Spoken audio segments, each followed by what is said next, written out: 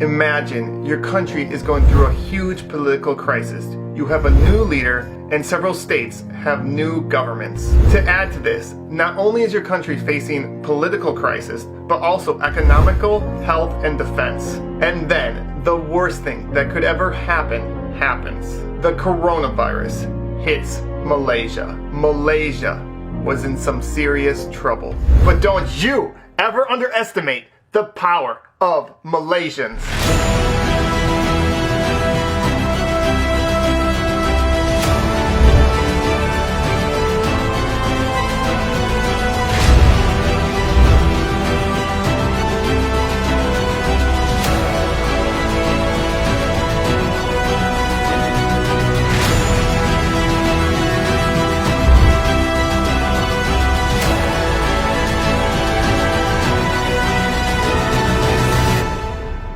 Here are 15 ways that Malaysia did the impossible.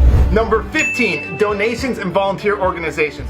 So many people volunteered and so many organizations helped out. For example, Emirat provided healthcare workers with food, AC units, and raised over 3 million ringgit for medical supplies.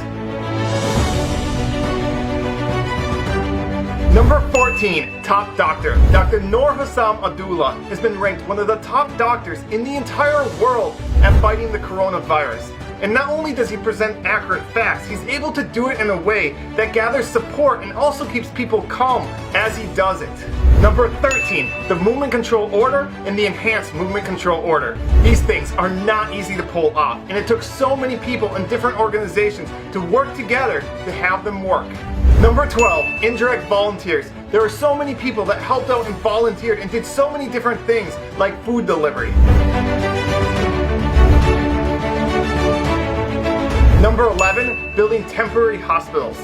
Malaysia was able to build temporary hospitals very efficiently and quickly. For example, the largest agro park in Asia was able to be built into a hospital in 3 days. Number 10, the Tubelay cluster. The Tubelay cluster complied with any order from MOH, and they never complained even though they had to wait long hours in the heat.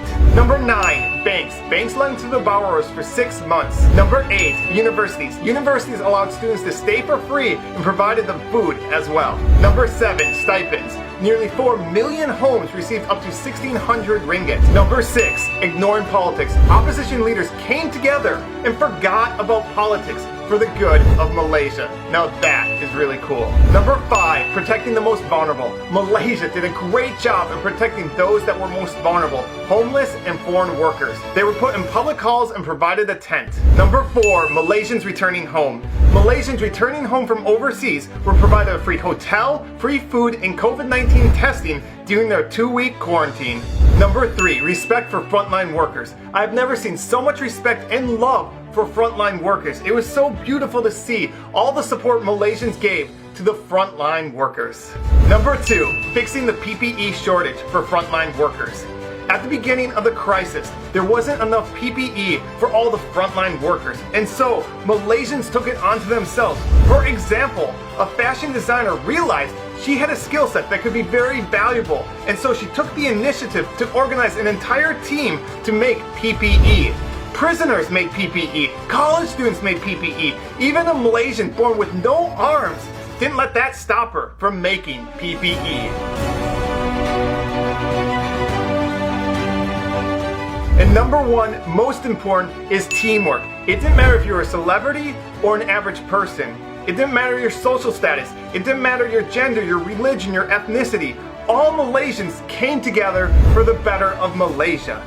And that's how Malaysia was able to do the impossible, to go from a country that had 3 times more cases than any other country in Southeast Asia to now being one of the safest countries in the entire world.